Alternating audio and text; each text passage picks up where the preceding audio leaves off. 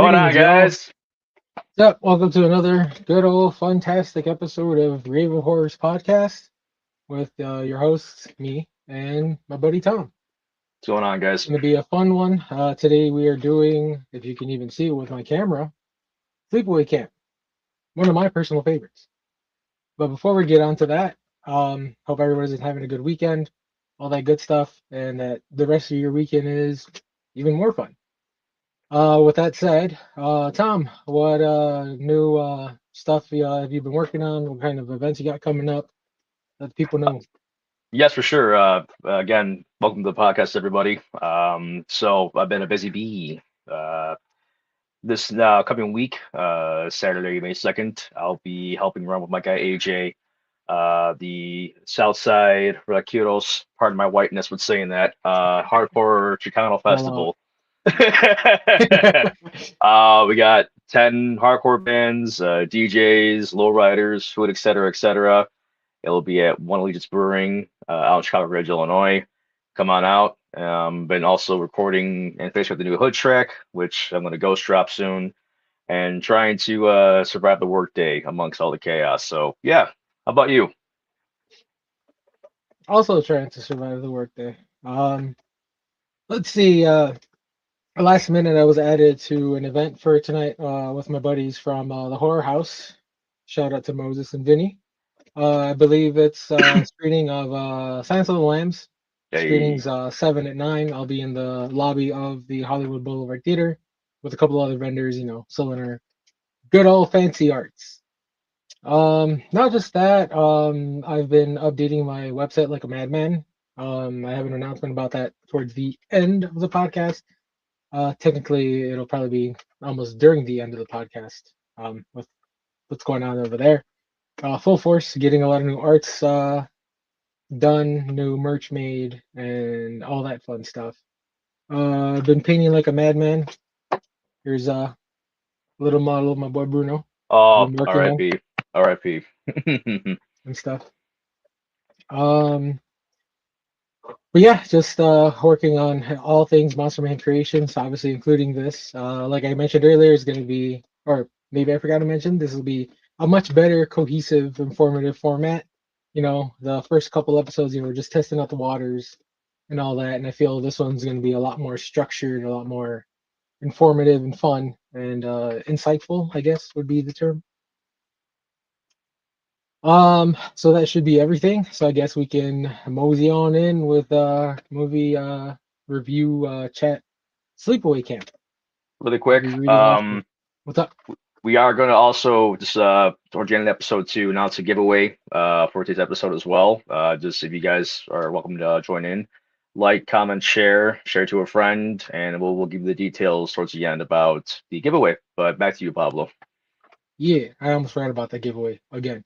And in terms of the items for that, as far as we've talked up, it would be essentially part of the Grave of Horrors merch drop. It'll be a T-shirt with our current logo. Um, and then there will be a B-side T-shirt and potentially like a sticker or two of the Grave of Horror stuff that I have. More other giveaways in the future, probably, hopefully. All right. With that said, I guess I'll go ahead and start reading off my little script of notes here. And yeah, Tom, if you have any like facts and all that to chime in while I'm reading off, go ahead I'll and raise we'll my add. hand. Yeah. No, not answer. No. All right. So, released in November 18th of 1983, it was filmed in upstate New York of fall of 82 with a budget of $350,000, and at the end of its movie run, it made about 11 mil.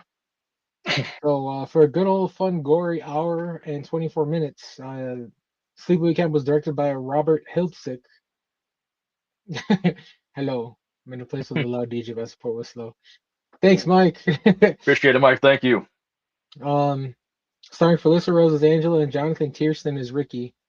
Those are like the two main, I guess you could say, protagonists in I this would one. say so. Yeah. Yeah. This movie deals with themes of trauma, bullying, and more towards, I guess, sprinkled throughout, and especially towards the end, sexuality with some positive portrayals of a gay character, but also faces accusations of transphobia due to the ending. Yes. Classic cult classic slasher film. It's known for its, like I said, shocking ending. So the film opens with Angela and Peter, her brother, by Camp Arawak with their father, John Baker, and his friend Lenny. A young man and a woman are, I guess, what would you say, pulling around or like Water jet skiing, ski, pretty much. water Yeah. skiing with a young, I guess, camp counselor in the back. She's like not having fun at all.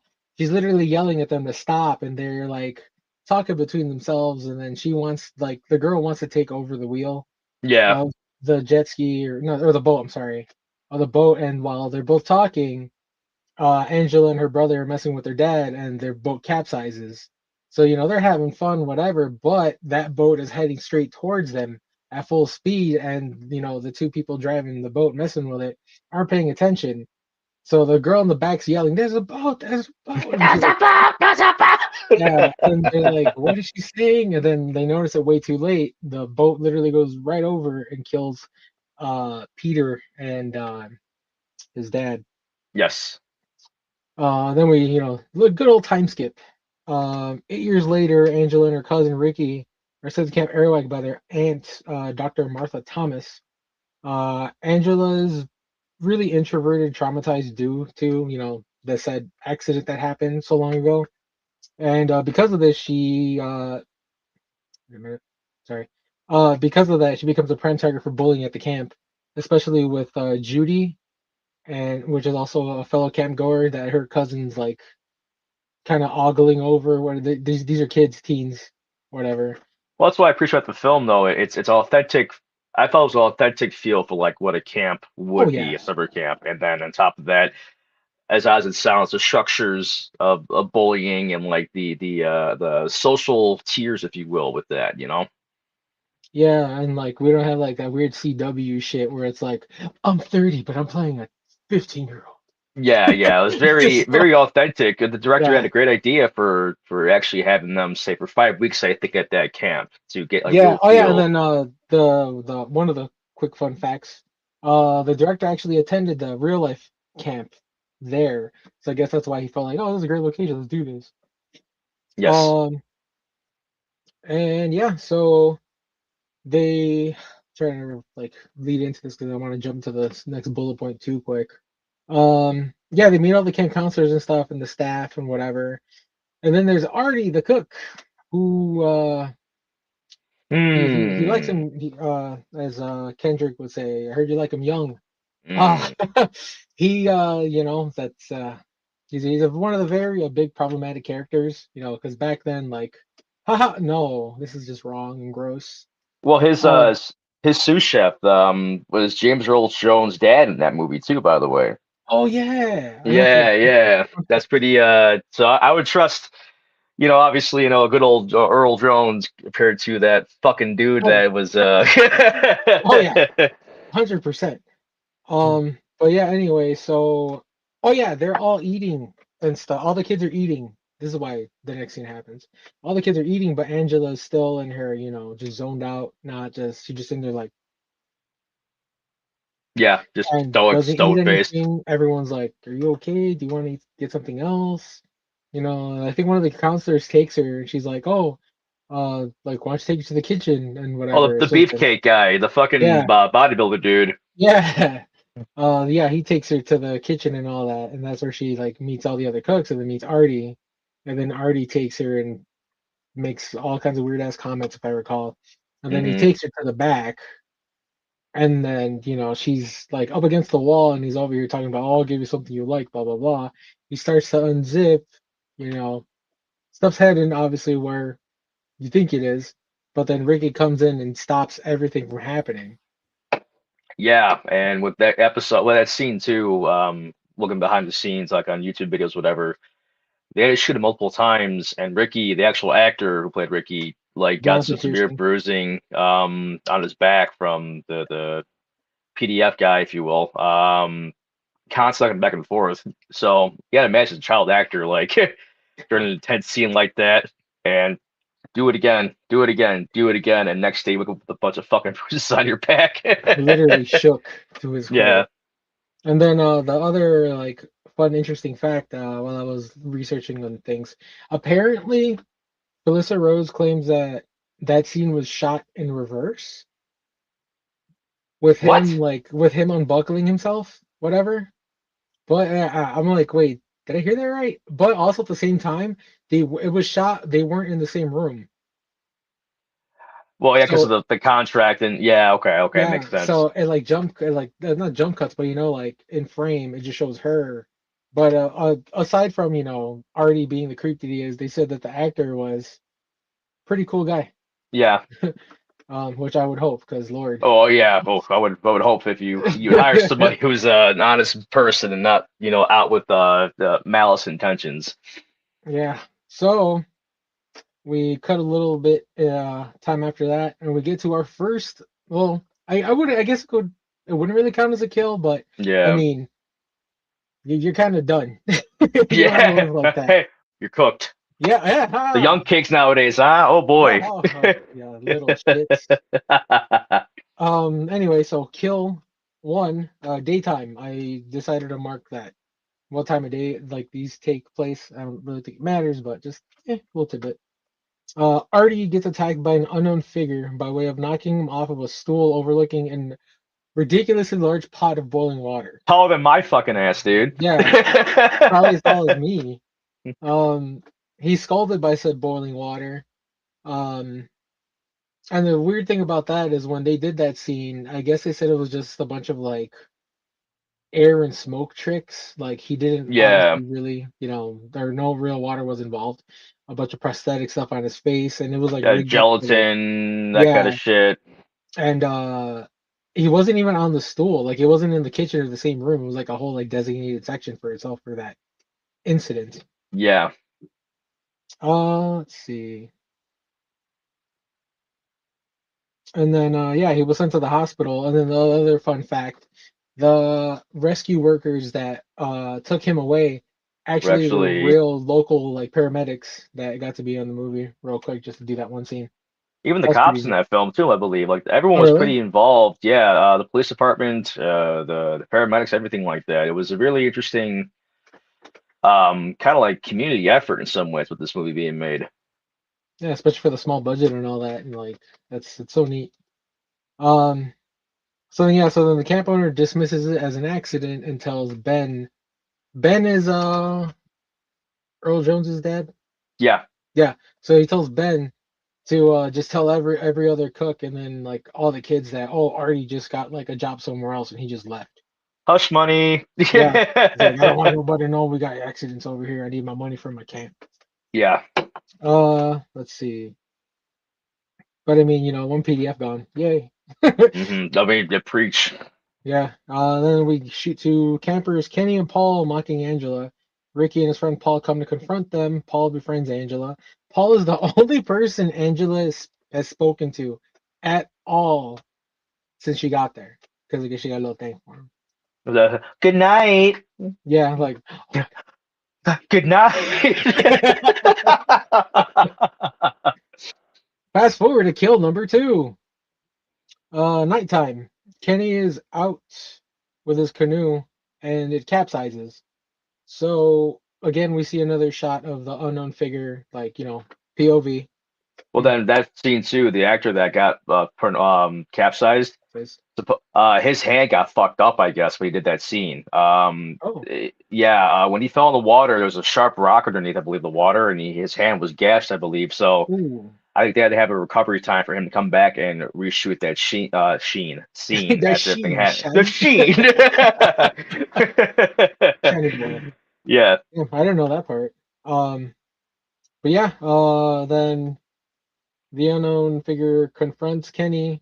It goes back straight to the next morning where one of the other camp counselors, I think it was Ronnie, he's over here just moving stuff. He's like, "Yo, what's that doing over there?" yeah. And he goes over there, he flips it over.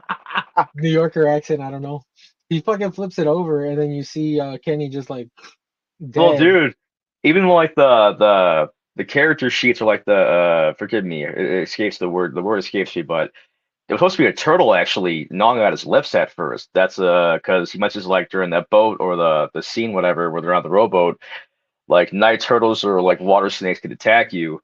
It was Mhm. supposed to be a turtle actually biting his lip, not Oh, the so that's why they snake. switched it to the snake. Yeah, yeah. Ah, that makes sense. That fun fact.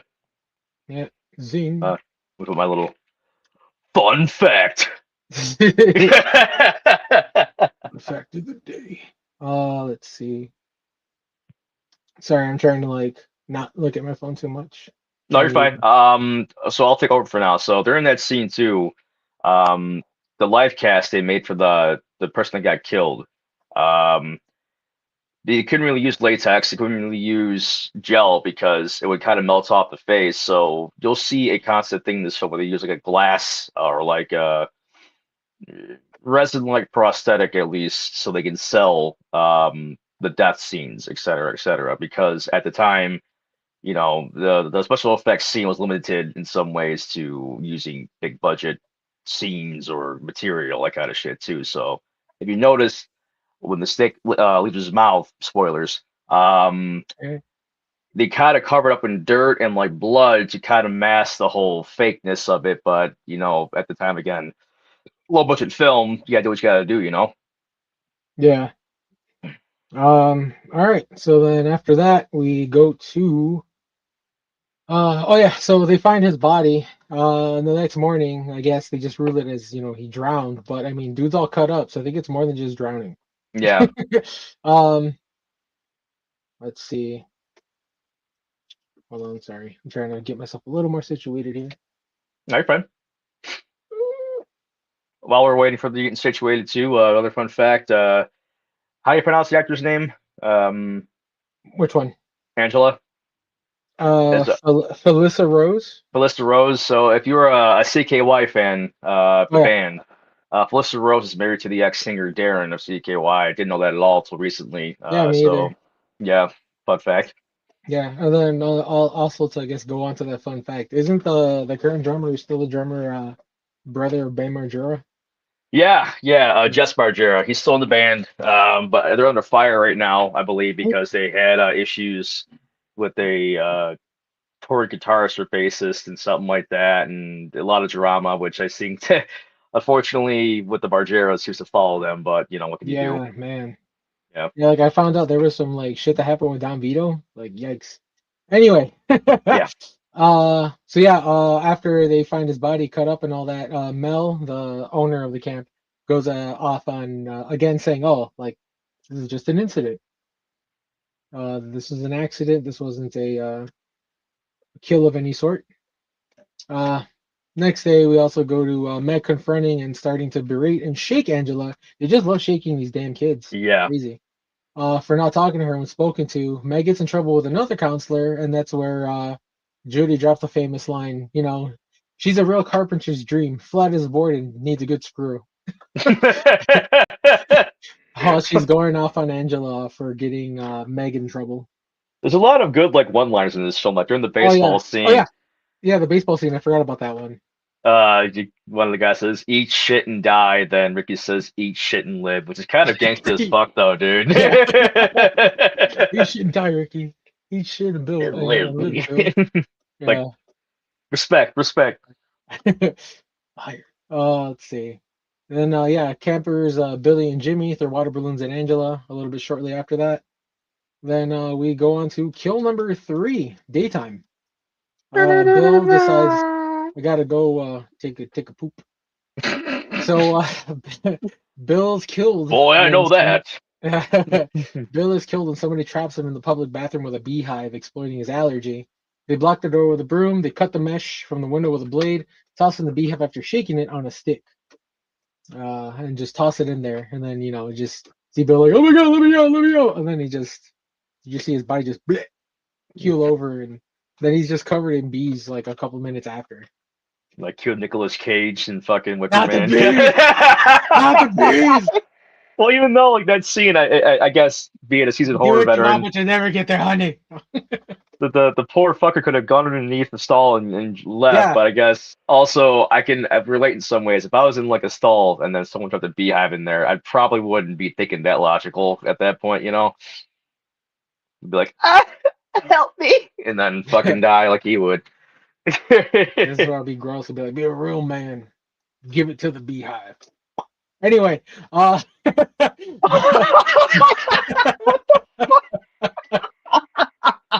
fear no man, I fear no beehive. Oh yeah, this is why we're very much a Anything's mature before rated Butch and podcast here. Weinstein. It's grave of horrors. There's gonna be some weird shit said. Anyway, Yeah, damn. so then we go to the next thing where Mike, one of the camp counselors, suspects there's a serial killer at the camp, and then the owner Mel thinks too. He's like, "Yeah, I know who it is. I saw the hate in his eyes."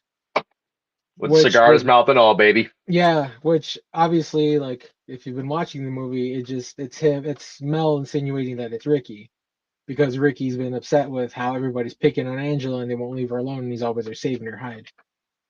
Uh, the big shoot over to the next scene where Paul takes Angela out to be alone. They start to kiss, and then she begins to have a flashback with her brother when they were kids.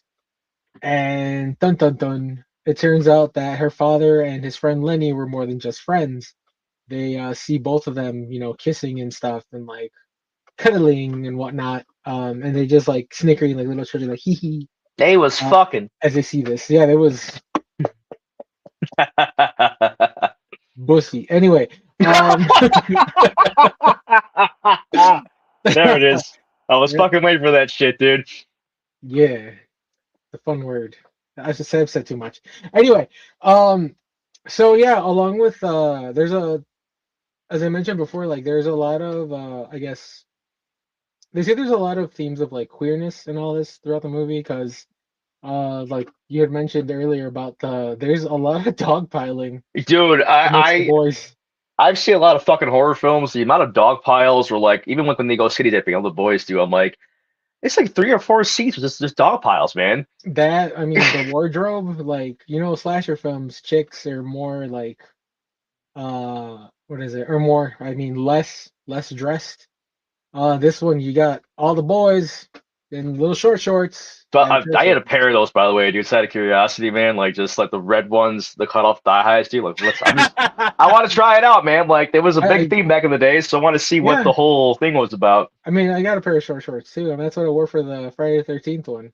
Well, when we get the studio stage, we're gonna do that skit. I'll be like, camps we should avoid, and we'll just be walking around in little short shorts, little fake bushes. Don't go that way. Jason's over there. And Oh, then, oops, I dropped my stick, and then bend over. Very. whoa. And then this show takes a different turn. Anyway, Yes, yes. jokes aside. So yeah, so she has that flashback and all that stuff about her daddy and his boyfriend. We skip a little more after Ricky takes Angela through the woods to try and take like a bit of a shortcut and try to like win the game of flag football that they're participating in against like the other like I believe it's the camp goers and stuff. And as they're going through, Angela cuts a different way that Ricky tells her to go through, and she catches Judy kissing Paul. Hmm. And then Paul's like, "Oh no, come back!" And then he runs off for her. How'd that go? What's up? How'd that go? Oh no, come back! Then later we cut to Judy antagonizing Angela to go into the water. Meg picks her up. Meanwhile, Mel suspects Ricky of being the camp killer while holding him from stopping him from coming to Angela's rescue. Again, our boy Ricky, I just call him Ricky Shakes. Yeah, they, no, dude. they get him just start, I know it was you.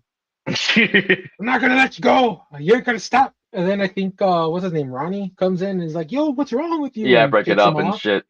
Yeah, then he goes and saves Angela. Then we move forward to the night. I want to say it's maybe 75% of the movie in.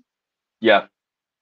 Uh, we cut to the remaining counselors. They're all told if they're either working or they got the night off due to the fact that they're kind of just dropping like flies. They know what's going on. They don't want to like freak everyone out. But they're just like, hey, let's just try to condense like the cabins and the rooms, keep us all to like one smaller area. You guys have off, you guys have on, and then this is where we cut to what I feel is like super gross. Is young camp counselor Meg talks to Mel, the owner, very old guy. Yes. She's looking Yeah, at him. say. yeah, looking at him all flirtatious like, and talks to him about taking him on like dinner offer for the night, and he's like, oh, 9:30.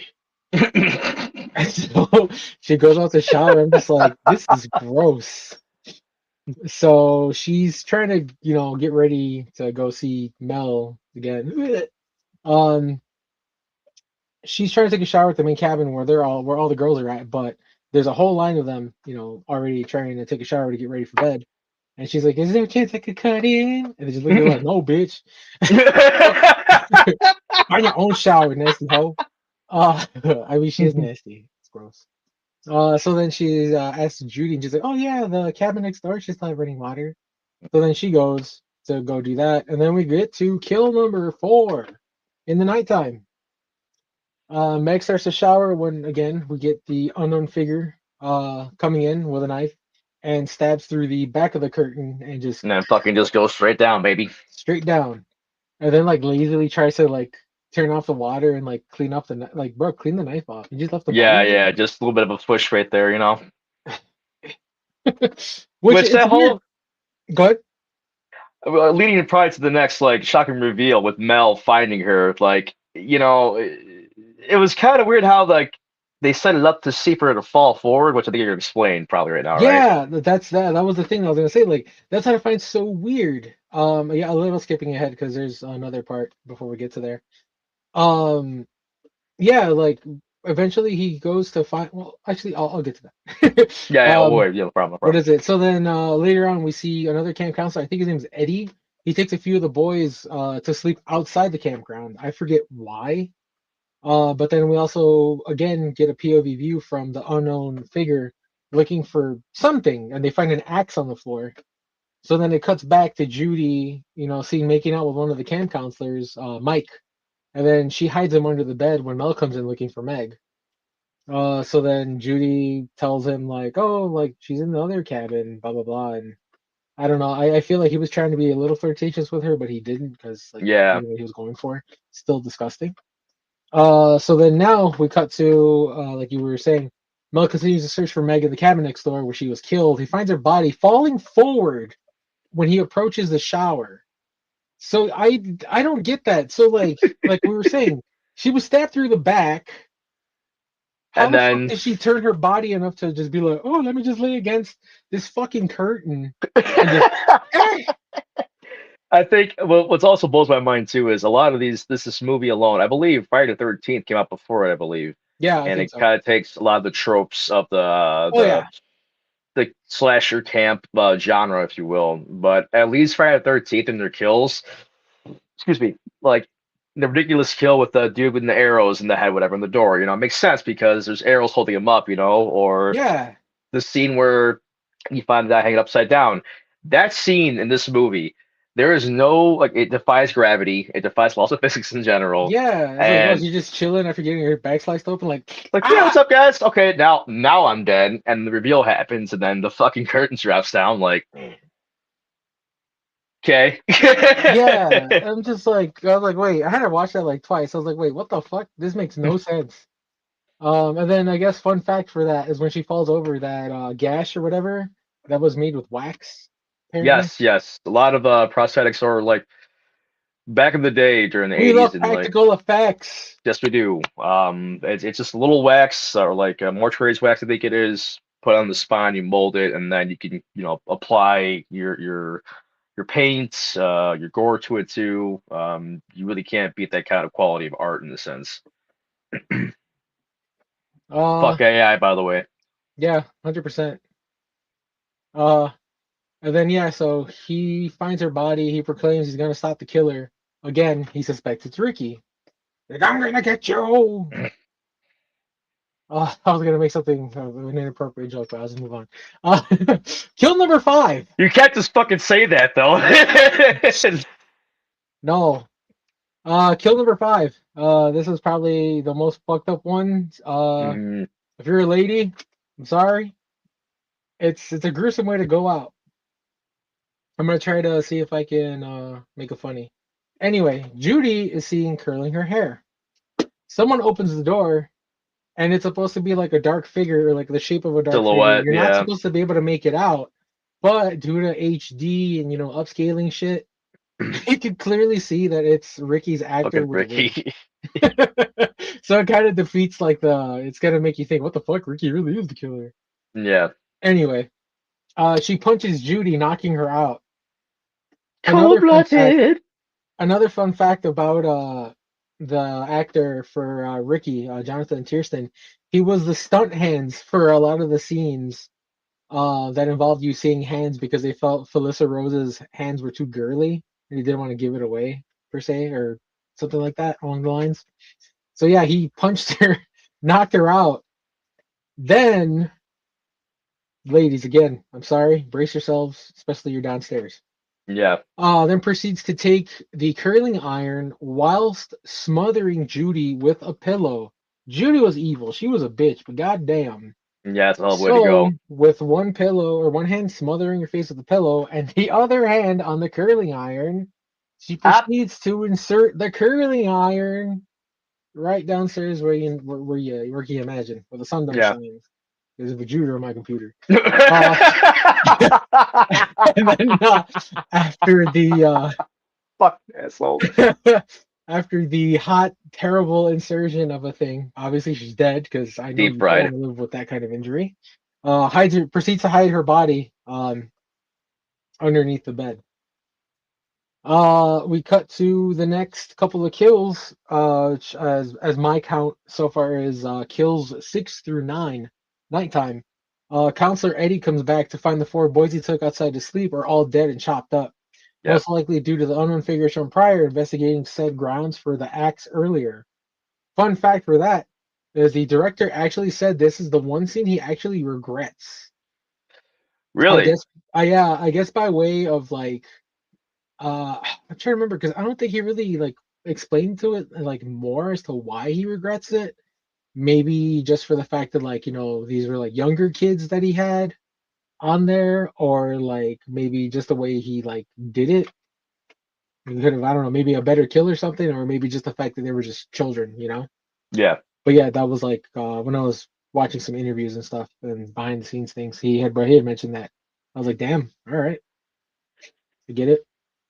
So yeah, so then after those bodies are found, we cut to Ricky going back to the hall after like everybody was done for the night, having the big hangout, and they told Ricky to go home or go to the cabin, but he's like, I'm hungry, I haven't had anything all day. Yeah.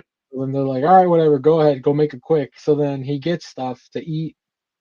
He comes out and out of nowhere, Mel grabs and drags him away. I got you now. Yeah, because he keeps blaming him for Meg's death. And then he starts wailing on this fucking kid, beating the living crap out of him. Like, just, he's just done. Like, Hmm. nighttime, kill 10? Yeah. Ricky from being beaten by Mel. His face is bloody. Like, he's literally just fucking gorilla pounding the shit out of him and just wailing on him. It's crazy.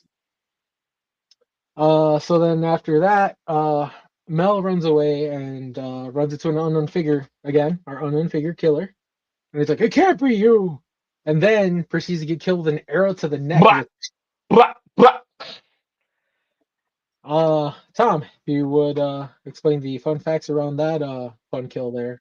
Absolutely. So it's what's really interesting about this film is the use of less is more.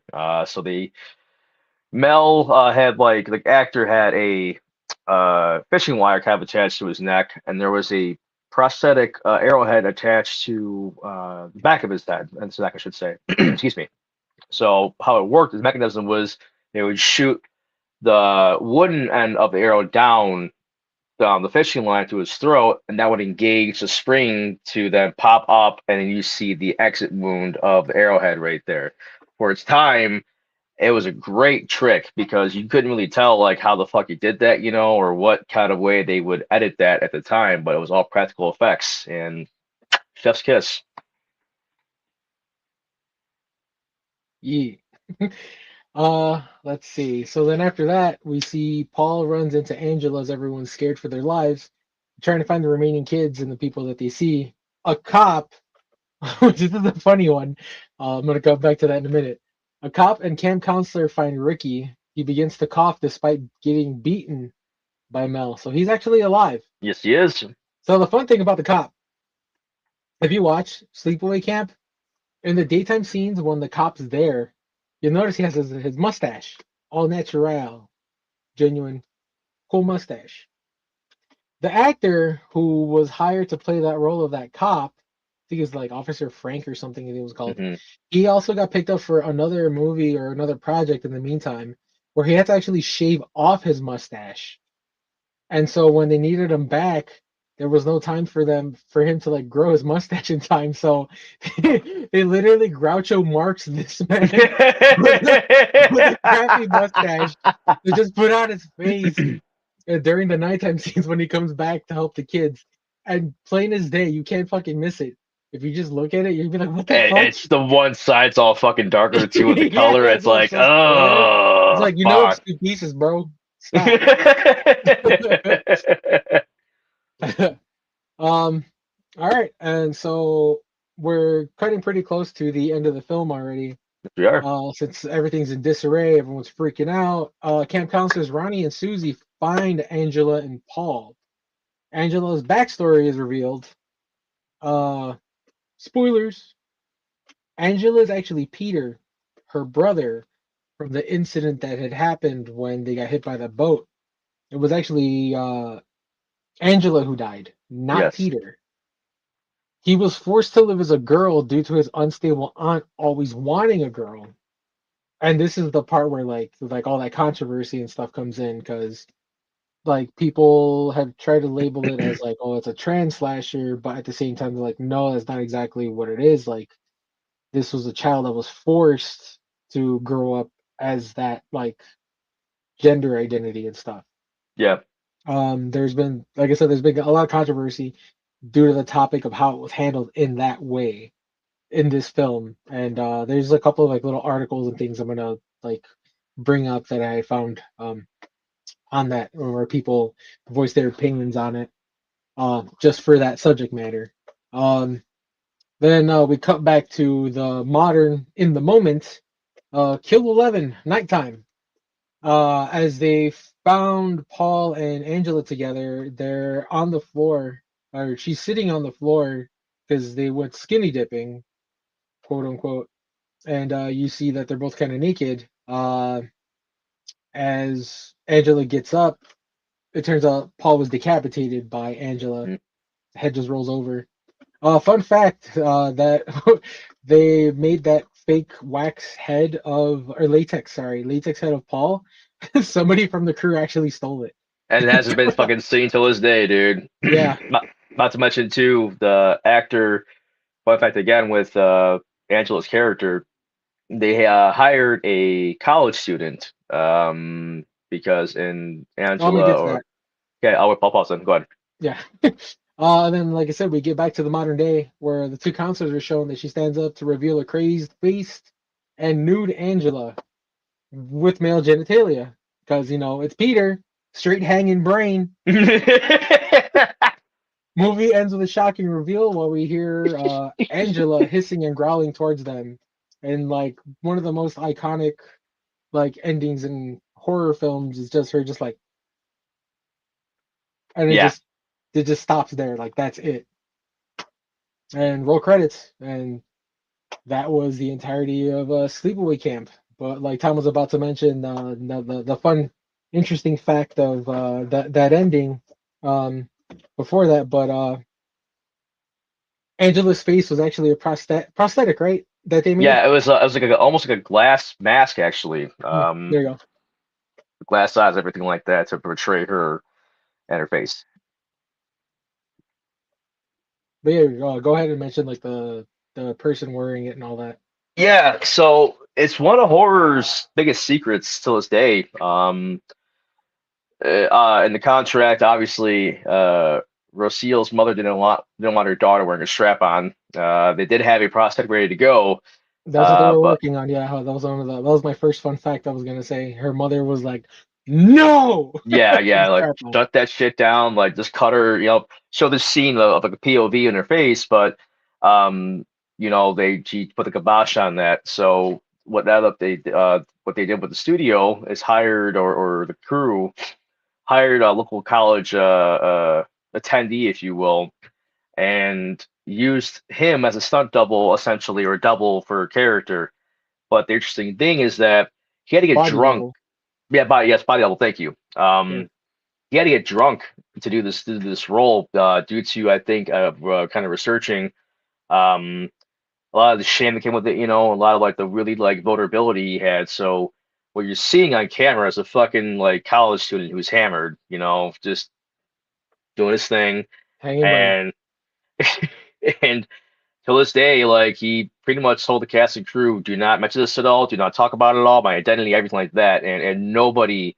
To which props to the cast and everybody, you know, Yeah. that was true, like keeping that secret because during that time, that was probably, you know, very revealing in some ways Oh yeah.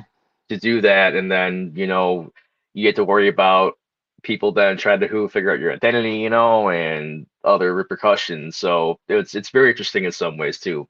And getting super weird with that too, because I could see like what is it? That weirdo, the Nirvana baby guy.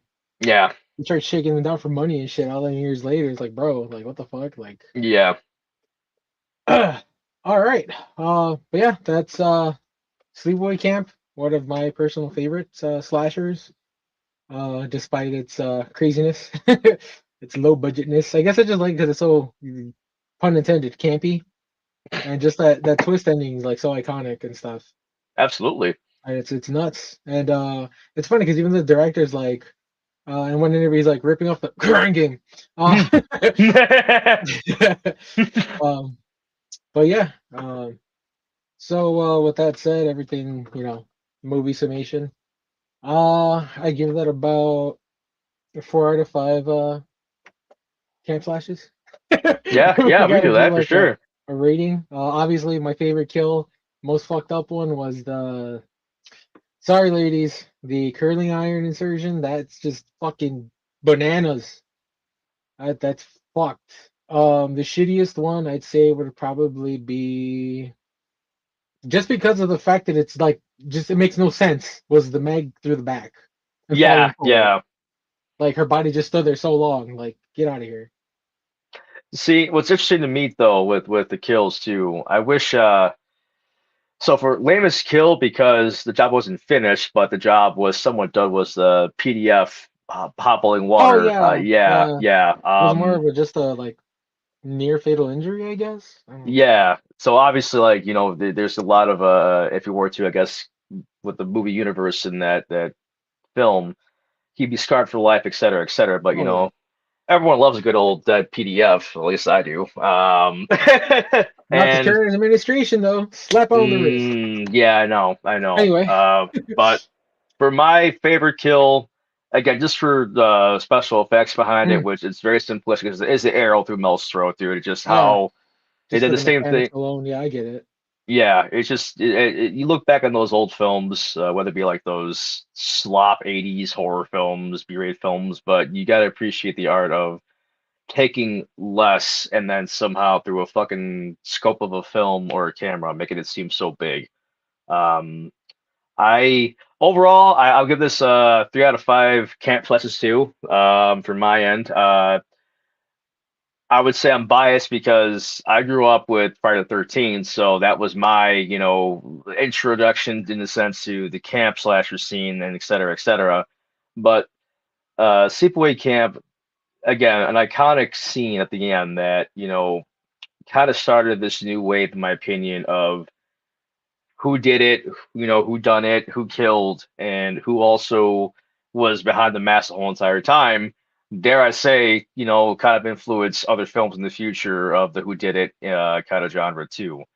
Yeah, Um, and it's like all essentially like if you really look at the kills, it's all like revenge kills. Don't pick yeah. on me.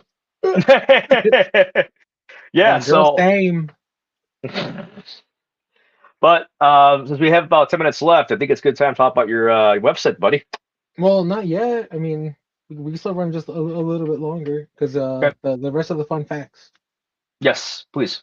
Or I'll rattle off all of mine, and I guess you can rattle off whatever I haven't said that you got, and then I'll do the. All right, so Tom already covered the use of the strap on. Her mom said no. Making a horror film was a no-brainer at the time for the money that they had. Like I mentioned, $350,000 budget. Ed French's apartment, which I guess he worked on most of the prosthetics, had a fuck ton Yeah. of prosthetic masks and such. Actresses, apparently, I'm not too sure how like true this is. Actresses that audition were told at one point to make that open mouth face that Angela does at the end for the mask, akin to the final scene. And then I put, yeah, a local college student was used for wearing the mask for the final reveal shot. Director attended the real camp. Melissa Rose's husband, you already said that. The former singer guitarist for CKY, Darren Miller. Since 2004, they've been married. They have 3 kids. This Yes. movie was shot in 5 weeks. Yes. It was an unexpected hit. I think in New York or it beat. No, no, no. That was an unexpected hit. That's a different fact. Grossing 30 times its budget, outperforming Amityville 3D at the box office. Yeah. Jane Krakowski almost starred as Angela. Ally McBeal almost. Hmm. Christopher Collette, who played Paul, had a oh yeah, like I said, they made a latex head for him at the end, but somebody stole it. It beat New York's highest grossing movie at the time, Barbra Streisand's Yentl. Good old Barbara Streisand. Barbra Streisand. Anyway, Willie Cuskin played a bullied camper and was actually bullied by other kids during the filming. Yes. That one of the counselors actually had to step in to stop it. And then yeah, when I said Artie, that scene with Artie in the pantry with Angela was filmed backwards. Let's see. Eat shit and die, Ricky. Eat Yeah. shit and live, Bill. Oh yeah, but the one scene where Ricky comes in with that stupid hat to the hall. Apparently, Jonathan Pearson said he felt weird because somehow they needed him to wear the hat, so that's why he's like walking awkward just to try to keep it on. To try to keep it on from falling. I was like, why the fuck? Like, you Yeah. didn't need this stupid cowboy hat. The isolated, words. The death for Bill with the bees. It was filmed in an isolated set. Cause they wanted to have somebody to be the stunt hand, because the corpse is like this, Yeah. but nobody wanted to do that. So they're like, okay, we'll just Wonder go for a why. prosthetic. And unfortunately, a lot of the bees died due to the cold weather in there. Um, I think we mentioned Felissa Rose was attending school Yes. while they filmed the kill scenes, but her mom was on hand just to like make sure nothing was going a little weird. Uh, yeah, oh there you go. The scene about the 4 kids that the director regrets, he just genuinely feels uncomfortable about it. That's why he says he regrets it. Yeah. Yeah, that's pretty much all my facts because I mean we kind of shoehorned them in during the rundown, so that's pretty cool. And then whatever you got that you could think of. That was really about it, man. We kind of covered everything I wanted to cover. So perfect. Alrighty. Let me go back. This coming back, y'all. All right. So yeah, again, guys, this was fun. That was a Sleepaway Camp. Hopefully, y'all enjoyed this format a little better than what you're used to, what we've done before. There really wasn't like a time frame for this episode, but I mean, hey, we were able to knock it out within the under the hour, so that's pretty cool. Um, yeah, so like I had mentioned earlier, so with the giveaway and stuff, I'm gonna start making merch and all that for the podcast. I've been updating my website, monstermayhemcreations.org, one word altogether. I've been updating it like a madman to offer more of my merch for pre-order at the moment. A lot of my stuff is made to order, unless I already have it. Inventory numbers, all that stuff's in there. Like I said, what time is it right now? Is it? Yeah, the merch drop and pre-orders for that should be live in about 4 minutes from now. So that's exciting. More stuff to come. Yeah, so with the giveaway, yeah, if you comment, share, and all that stuff, this episode, we're gonna jumble them in a hat, in a Yeah. box, and then eventually pick out a name or two, and go from there. Again, like we appreciate y'all for tuning in, especially with as many episodes that we've done. Obviously, this ain't over; it's gonna keep going. Um, and yeah, more fun stuff to come, more merch drops, more episodes, more fun giveaways. At some point, we've been in talks about using a studio space. If anyone's ever seen the interviews that I've been on for the Nerdium, might get to use that space for a live show. It'll take more like a talk show like vibe feel then, with a lot of fun like pop-ups and standees and stuff that'll be made by people from my team and stuff. Yeah. Hmm. But I guess that's pretty much it for everything I can say at the moment.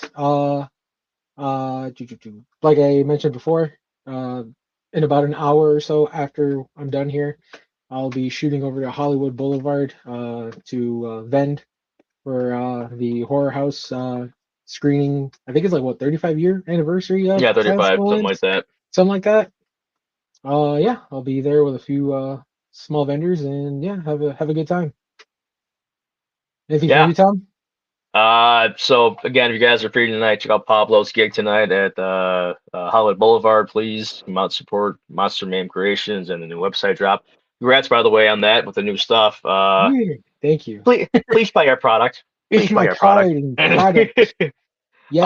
um, yes. I feel now that we're kind of getting a little more of our feet wetter, so to say, in the campgrounds. Ayo. We are going to try to provide more content, and with the giveaway, tag a friend, share, like, etc. And then we'll, whether it be the next few days, put a name in the hat, and then announce probably I assume on the website or like the social media pages who won, and go from there. Um, Yeah, I mean, I guess technically, if I really were to think about it, we could probably do essentially two giveaways. We could do one on the Facebook page, and then I could do one on the Instagram. oh, perfect. That's awesome Yeah, too. so that way, two chances, guys. Yeah. So I guess you can say if you wanted to do the two giveaway chances, again, comment, tag a friend, share, and then we'll pick somebody out, and then we'll announce the winner next few days or so. Um, and also, on my end, this a week from today, at One Allegiance Brewing in Chicago Ridge, it'll be the Los Flaqueros Chicano Hardcore Fest. Tickets are $20, but I mean, it gets you for 10 bands, out of state bands. Going to have vendors there, DJs, great beer, good food, everything else. So come on out, support the scene, support artists like Pablo who are making dreams come true with being independent artists and supporting themselves in this world on fire right now. Oh And then yeah. yeah, and then again, this is all I'll get this teaser right now, in here and only here. But the new Hood track will be out probably within the next month or two. I won't say when. I won't tell you what's gonna happen with it. I was gonna ghost drop it, but keep an eye on Spotify, Pandora, YouTube, etc., etc. So yeah.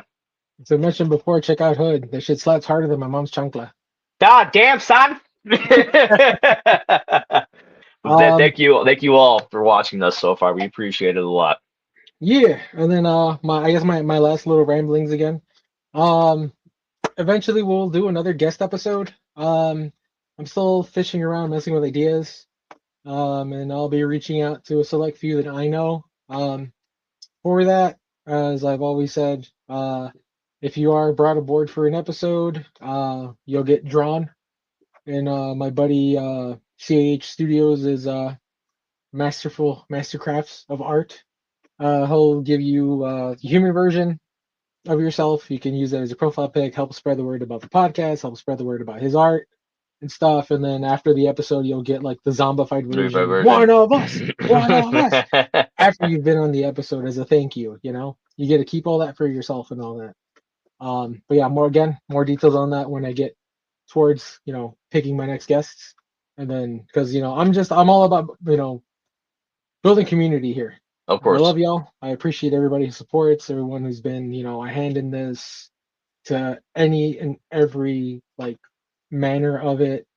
Um, yeah, appreciate and love y'all. Be good to each other, and I guess that's it. We'll see you guys on the next one. Peace. Stay dead.